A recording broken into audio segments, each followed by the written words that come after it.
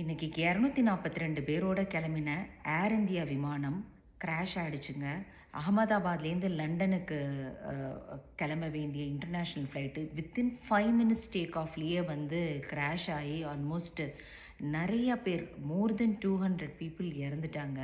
இப்போதைக்கு தகவல் கிடைச்சதுலேருந்து வந்து ஒரே ஒரு சர்வைவர், அவர் பேர் Vishwash Kumar, 11A seat number 11Aல உட்காந்துருக்காரு. அவர் மட்டும் ஜம்ப் பண்ணி அவருக்கு மிரக்குலஸாக அவர் மட்டும் சர்வைவ் ஆகிருக்கிறதாக இப்போ வரைக்கும் நியூஸ் வந்துக்கிட்டு இருக்கு. மிச்சம் 241 பேர் வந்து இறந்து போயிட்டதா செய்தி வந்திருக்கு.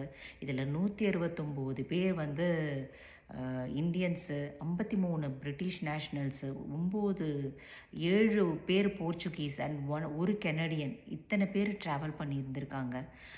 Even former CM Vijay Rupani அப்படிங்கிறவரும் இறந்திருக்கலாம்னு சொல்கிறாங்க.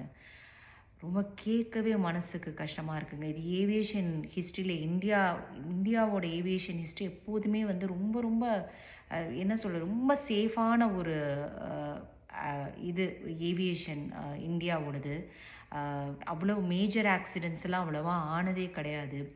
இது வந்து இந்த கார்த்தால இந்த நியூஸ் வந்ததுலேருந்து ரொம்ப ஒன்றுமே செய்ய தோணல. ரொம்ப கஷ்டமாக இருந்தது. அதுவும் அது வந்து அன்ஃபார்ச்சுனேட்லி மெடிக்கல் காலேஜ் ஒரு ஹாஸ்டலில் விழுந்து, அதுவும் மத்தியான நேரங்கிறதுனால எல்லாரும் சாப்பிட்டுட்டு இருந்திருக்காங்க. ஸ்டூடெண்ட்ஸ் எல்லாம் ஆல்மோஸ்ட் 50 மாணவர்களுக்கு மேலே இன்ஜூர்டு. அதில் நிறைய பேர் மாணவர்கள்லேயும் செத்து போயிருக்காங்க போல இருக்குது. அப்படியே கேட்கும்போதே மனசு பதறுதுங்க. உண்மையாகவே அந்த ஃபேமிலிஸ் என்ன அண்டர்கோ பண்ணிகிட்ருக்கோம். ஒவ்வொருத்தரும் என்னென்ன கனவுகளோடு ட்ராவல் பண்ணாங்களோ வித்தின் ஒரு 5 மினிட்ஸ்க்குள்ளே எல்லாமே முடிஞ்சு போயிடுச்சு. ஐயோ! கேட்கவே ரொம்ப இப்போ நம்ம எல்லாருமே நிறைய பேர் ஃப்ளைட்ஸில் ட்ராவல் பண்ணிருக்கோம். இது ஒரு பயத்தை ஏற்படுத்திருச்சுன்னே சொல்லலாம்.